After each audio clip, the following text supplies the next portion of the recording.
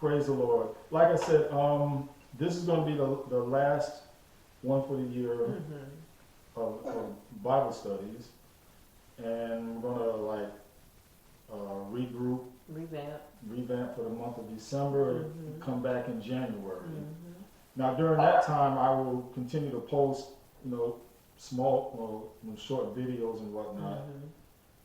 But like I said, this will be the last one for this year. And I'll probably be, say like for next year when we come back, it'll probably be on a Tuesday instead of Wednesday. Okay? So, All right. let's get into this. Yeah. It's time to meet the true and living God. Not the God of your imagination, but the God of the scriptures. Did I say that right? Scriptures. Scriptures. Who is God? Because the reason I bring this up is because I'm seeing a lot of people who want to, and it's cool if you got a vision of who you see God as, but we still need to be on point as far as His nature, His will, who He is in the scriptures, and not from our imaginations, not what we want Him to be. Because a lot of people are going way off the rails in that way of thinking. And then when they find out who He is, then they tend to get disappointed. They tend to get disappointed. I'll give you a real quick example of when we talk about spanking your children. That is a God incentive. But today's society, they want to change the narrative on that and say that, oh, that's barbaric. Really? This is what God has said, but you want to say that's barbaric. Right. Okay, I'm jumping ahead of myself here. Okay, so who is God? Well, number one, the Bible portrays God as a personal God. I kind of like made mention of that. And He has the characteristics of a person. And so Christian researchers and scholars have identified, say, 6 personality traits of God to help Christians get a better understanding of who He is and how He is and how He operates. So with that in mind, God is knowable. Knowable, Knowable, knowable. Knowledgeable. Let's go to Jeremiah chapter 9, verses 23 and 24. Jeremiah what? Jeremiah chapter 9. Jeremiah chapter 9.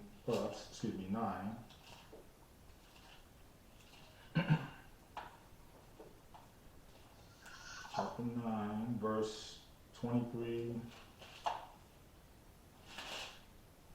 and 24.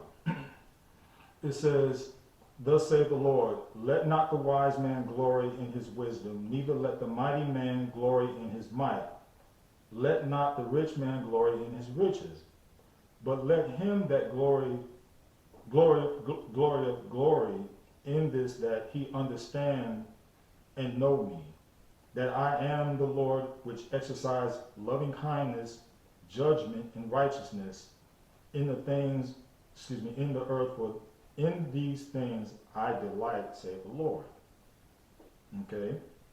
Now let's go to Psalms 119. Psalms 119, 130. Let's see. A song of degrees. Out of the depths have I cried unto you, O Lord. Lord, hear my voice. Let thine ears be attentive to the voice of my supplications. If thou, Lord, should mark iniquities, O Lord, who shall stand? But there is forgiveness with you, that you may be feared. I wait for the Lord, my soul doth wait, and in his word do I hope. My soul waiteth for the Lord more than they that watch for the morning. I say more than they that watch for the morning. Let Israel hope in the Lord, for with the Lord there is mercy, and with him is plenteous redemption, and he shall redeem Israel from all his iniquities. And that is, God is honest. God is capable. Psalms 25 and 3. Psalms 25 and 3. It says, yea, let none that wait on you be ashamed. Let them be ashamed which transgress without cause. And let's go to Romans 3:22. Even the righteousness of God, which is by faith of Jesus Christ, unto all and upon all them that believe, for there is no difference. And also verse 25, whom God had set forth to be propitiation, thank you, through faith in his blood, to declare his righteousness for the remissions of sins that are past through the forbearance of God, meaning forgiving. He is a forgiving God. Forbearance means forgiving. Now we all know he's all-knowing. He is omnipresent. Mm-hmm. He is love. Mm-hmm. He is merciful. Mm-hmm. He is all these things. And this is what a lot of people, of course, gravitate to these. But just like a parent sometimes has to get tough with you. Mm-hmm. Sometimes we as people want to leave that part out. See, God is totally about his will and his agenda, right? He tells us to ask for what we want, but we should also keep in mind it has to fit into his plans and what is righteous, right? Right? Okay. But, and like I said, too many try to imagine what they want God to be, while ignoring the scriptures, who the scripture says who he is. Let's go to Psalms chapter 5. Let me know if you're hot. I'm good. Okay. Thank you.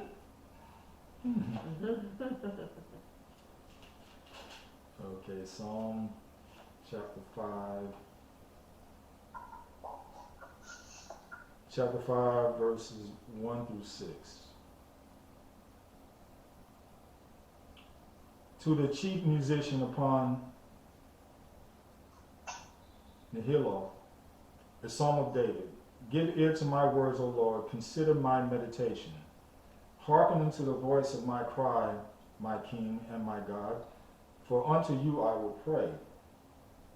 My voice shall thou hear in the morning, O Lord. In the morning will I direct my prayer unto you. Will I look up? Will look up. For you are not a God that hath pleasure in wickedness, neither shall evil dwell with you.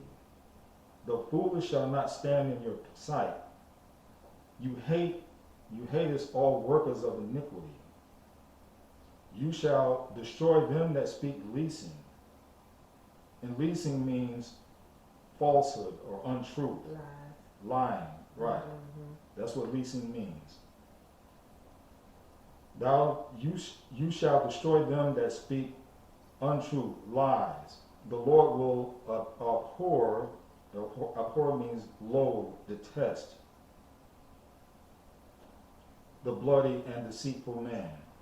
So in other words, what I'm saying right here is God doesn't love everybody. And some people will take that as, oh, but God so loved the world that he gave his only begotten son. But the thing is, yeah, it says he loved the world in itself. But we're talking about individuals. That's what some people they have a hard time understanding. Well, God is love, God is love. Yeah, but God sets the standard also, and he hates people who do that, do these things. And like I said, I think it is where people get confused because they overlook these verses. God tells us not to hate. I don't know that one. That's that Alexa back there.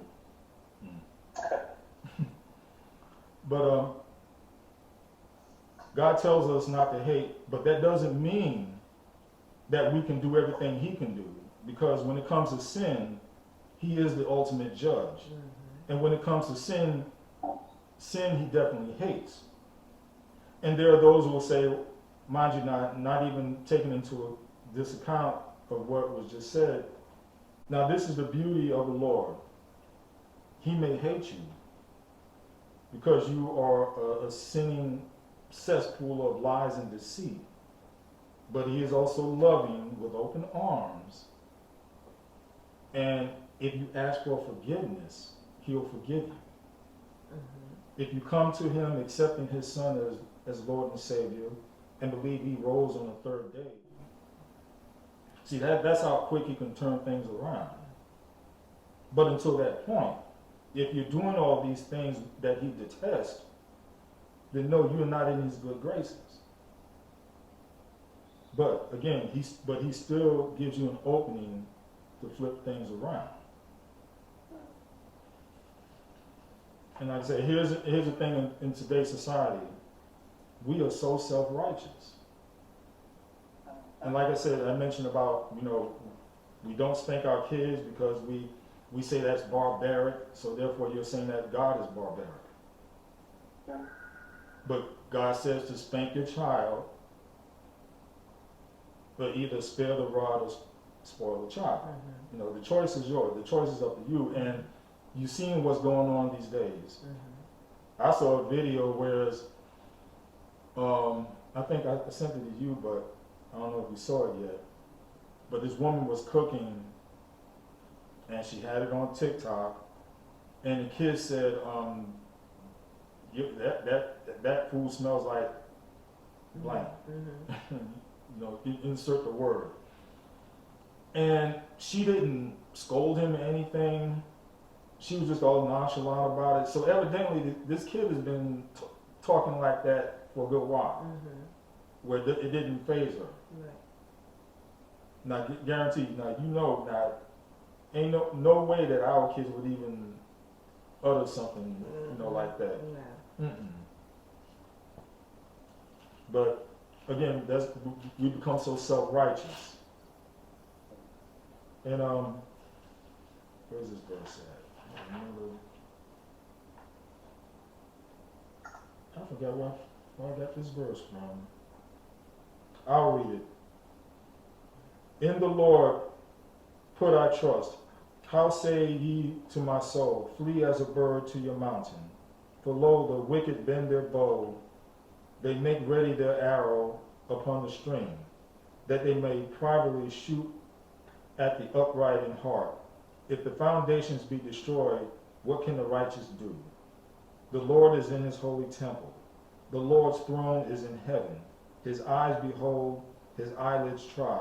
The children of the men, the Lord trieth the righteous. But the wicked and him that love violence, His soul hates. I'll say that again. The wicked and him that love violence, His soul hates.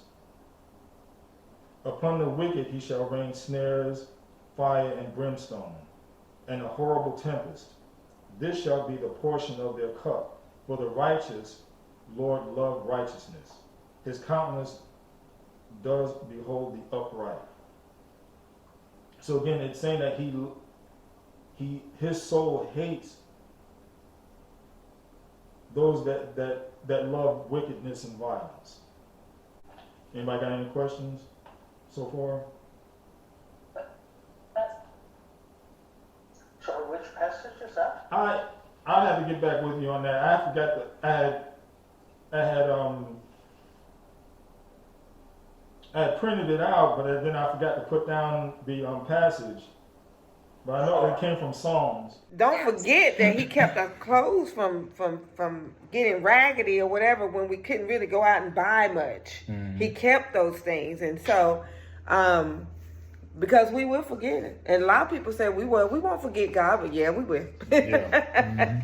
Definitely. That's why sometimes he has to let adversity come our way so that he can keep us on our toes in a sense. Right, and that's why it's imperative for us to have that relationship with him on a daily basis, to keep us fresh, to keep us in tune, to buffer us so that we don't fall astray so easy. Okay, and lastly, what I'm going to show you here is God has, and this is what I've discovered, levels of value. 4 levels of value that the world uses, so to speak. And it may explain some things of why things come about. Now, I'm going to start with the least one first and end with the first one. The first one is implementation. Implementation. And that is physical work. Okay? Now, the world looks at this as people who do physical labor. You start with minimum wage and go as high as $80,000 a year. Okay? I'm going somewhere with this. The third one is unification. What was the second one? Well, remember, I'm working backward here. So the third one is unification. And that is management. Those who manage. Now, managers, they just given a roundabout range, make about $40,000 to $250,000 a year. Okay? That's unification. The second one is communication. And that's those who speak, public speakers. Mainly but it ranges from a car salesman, people who speak a lot, who talk, or a singer, or an actor. That's a communication. Now, those who in that realm basically could be $100,000 to $100 million. Okay. Then the first one is imagination. Those who create. Now, that can be a businessman or business person or entrepreneurs. Those that are creative, because you have to have a vision first in order for all these things to come about. Now, those people generally make, we're talking about the $100 million range to $1 billion. Okay?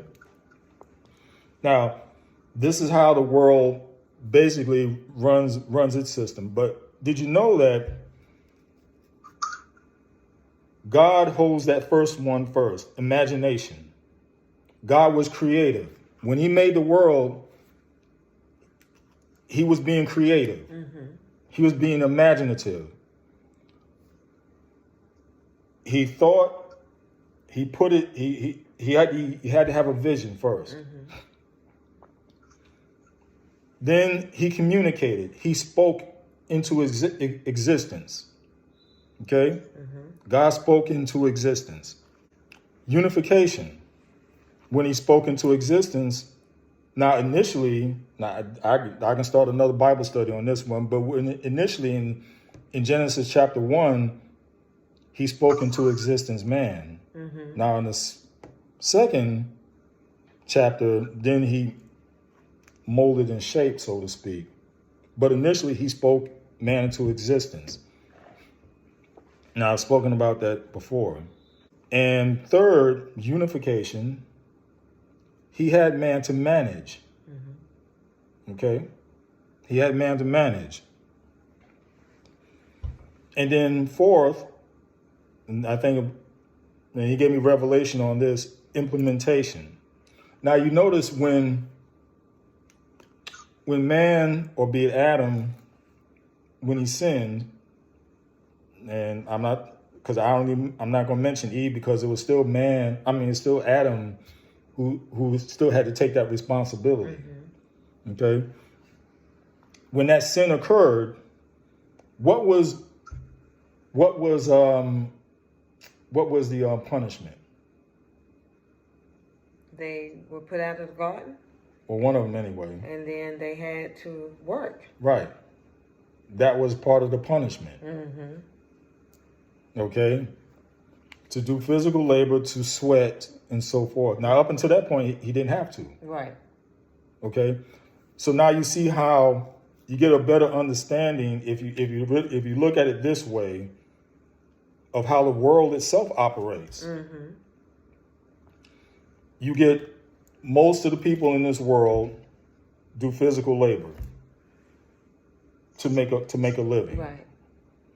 Then you got those who manage. They're like the overseer over the ones who's doing most of the physical labor.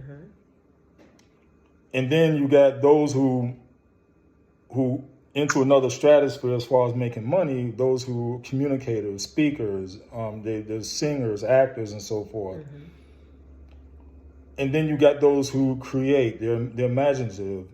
Well, they're the ones who come up with the businesses or whatever. They're the ones who come up with this and come up with that. The business people, the entrepreneurs. It all fits into God's realm of how he did things. Now, we may not, again, we looking on the surface and may not like how, okay, if I'm working like this, but if you think about how God has already set things up, then you get a better understanding of how we should go about things. Because again, the first one is imagination. He himself created. Okay, so therefore, he looks at creating. When we create, it's kind of like being in the image of him, mirroring him. Yeah. Okay, when we are creative, when we sit down and come up with thoughts, brilliant ideas, and things like that. Being able to speak, being able to convey, and put our points across. Being able to touch people in a certain way, just like us being able to put our points across to others about his message. Okay. And then being able to manage, because once you get all this going, you it's still a good thing to being able to manage to put together things and coordinate and so forth. And then the implementation of, sometimes you have to get in there and do the physical work. But this is the order of value, really, that God looks at things. Anybody got any questions? I get it 100%, and I think tonight's class was meant for me. Oh, really? Okay. Well, expound on that. It speaks to me and to me in perspective where I am currently, and I've gone through the last three in the order that you listed them. I've been through implementation, I've been through unification, I've been through communication, and at this point in my life, I'm entering into the imagination realm now. So, this I'm going to note up nicely and frame.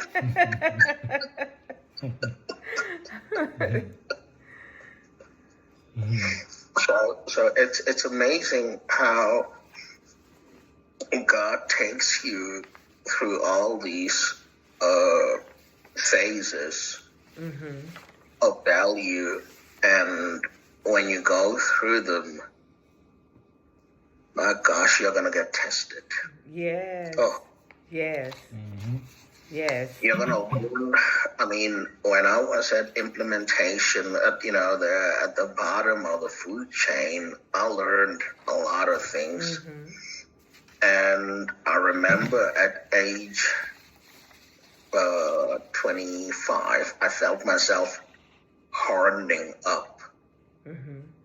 Oh, and at that time I worked while I was studying. And then, of course, came the unification. It started whilst I was still studying and working.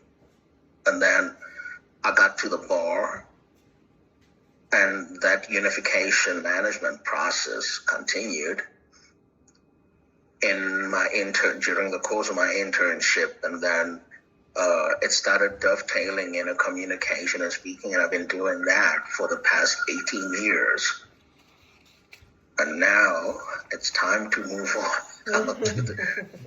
to number one there. And I see it. I mean, just as before you guys came on, I was telling Janesta that I've set up an NGO. And in addition to that NGO, I'm also setting up a business enterprise development company a week's time. And one of the biggest things that we're doing, I'm looking at buying one of the biggest earth-moving equipment companies on the face of the continent. Oh, okay. In addition to that, I'm also trying to organize fishermen of color who have never played in the mainstream fishery space on both the Atlantic side of the ocean and the Indian Ocean side of South Africa, and then I'm going to expand it to the rest of the continent. And see, that's what we were talking about, being creative. That's a God-given gift there. And this is totally outside of you working with the government and all that. That's just yeah. I'm basically enabling the government to do better. Yes. And not just the South African government, but the government of Botswana, the government of Lesotho, the government of Zimbabwe, basically the entire continent. Basically, they're saying, "I'm conquering the continent." Yeah. I like that. But it's not just a continent that I'm conquering, and even in the U.S., I'm going to have a footprint. Okay, awesome. Into the academic footprint. Yes.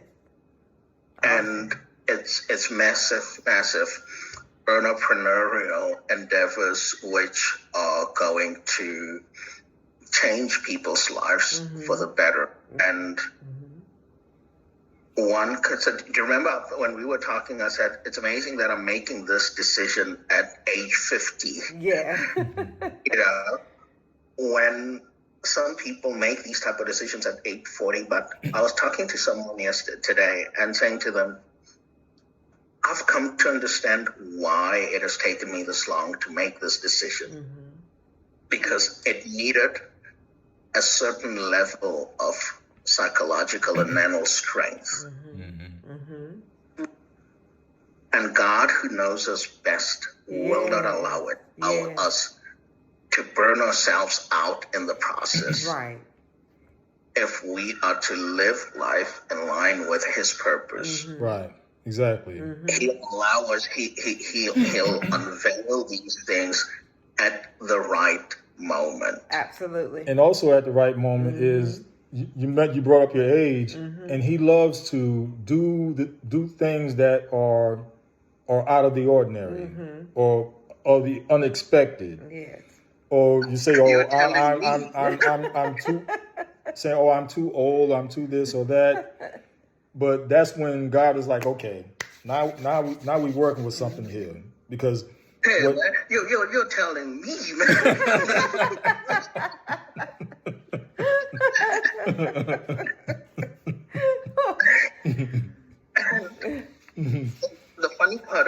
is that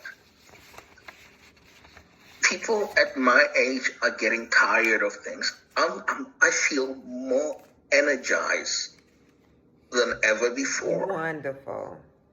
And, oh, gosh, you know, it's amazing if you tell this to someone who goes according to general global circular wisdom, they'll think you're nuts. But you They'll know, think you're nuts. but Peter, it's amazing that you say that as far as how you feel, because even when God has a plan for our life, He equips us in all facets, in what He wants us to do to help to implement, to get that cause across, to make sure. Because I think about Sarah. I always go back to Sarah. Yeah. And when He gave Sarah a baby at her age, but she had to live to raise her baby. And so He gave her the strength that she needed, even at her age, to raise her baby. Right. For him to become an adult. Yeah. And talk about that.